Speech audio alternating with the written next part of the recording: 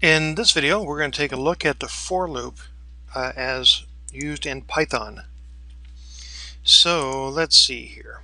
The Python for loop is a nice addition to the language. You could just use the while loop for pretty much anything, but the for loop has some nice advantages. For one thing, it's kind of automates the process of looping. And what I mean by that is if you give it a collection of items to loop through, as Python often refers to as a sequence, such as a list of things or a string of characters, or as we'll see later on, a tuple, it'll automatically stop when it finishes going through each item in the loop, in the collection. And that's kind of cool. I mean, it's not a must-have, but it certainly is a nice-to-have. An example would be if I were to go through and import the system module so I could use the argument values, I could loop through each item in the argument values. Now, you just make up a name here, but item makes sense. So for each item in the argument values, I'd print it out. And let's say I passed in the word test to maybe the number 42. Those would be passed into my little demo script, and it would loop through that collection of arguments automatically and print out test and 42. Let's play with this for a minute. So I'm going to go ahead and copy this code so I don't have to type it out myself. And I would actually encourage you guys to do this as well. Let's go ahead and make a new project, and we'll call it module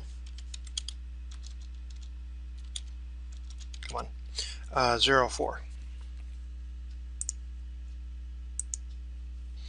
And it doesn't have any files in it yet, so we're going to go ahead and add a new Python file.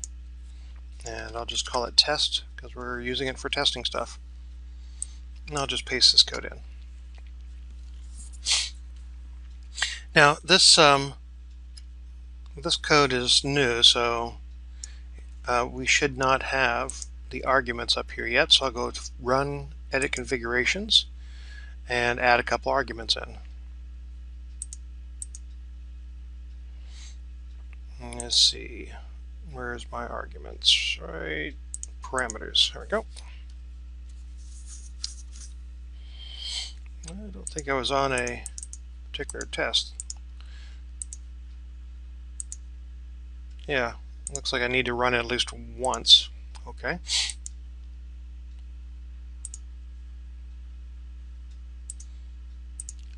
There we go. Now it loads up for that one script. Okay, and then let's see, I don't know, I said test and 42.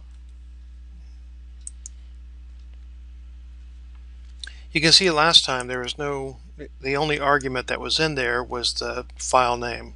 File name on a Mac, the file and path on a Windows environment. It did go through and loop through it. In fact, now that I've added those arguments, it will go through and loop through the 0th argument, the first argument, and the second argument. And you notice that I don't have to count anything. It just automatically stops when I get to the end of that list. As I said, the item is just a made-up name. You can call it anything you want. I'll change it over to X.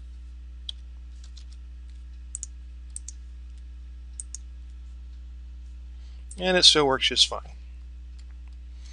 I don't actually have to declare a variable to use it either. If I leave that out, it'll just automatically declare it for me when it gets down to here, and most of the time that's what you're going to see. Although I'm going to make a point of declaring my variables ahead of time, just for programming, kind of good practice when you're programming, to define what you're going to use and then later on go ahead and use it. And I'll talk about why that is in future modules. For right now, though, the for loop automatically loops through a collection of values, and tuples are collections or strings, so we're going to be playing with both of those items along with the for loop in the upcoming videos. So hopefully that makes some sense, and our next video is going to look at strings, and I will see you there.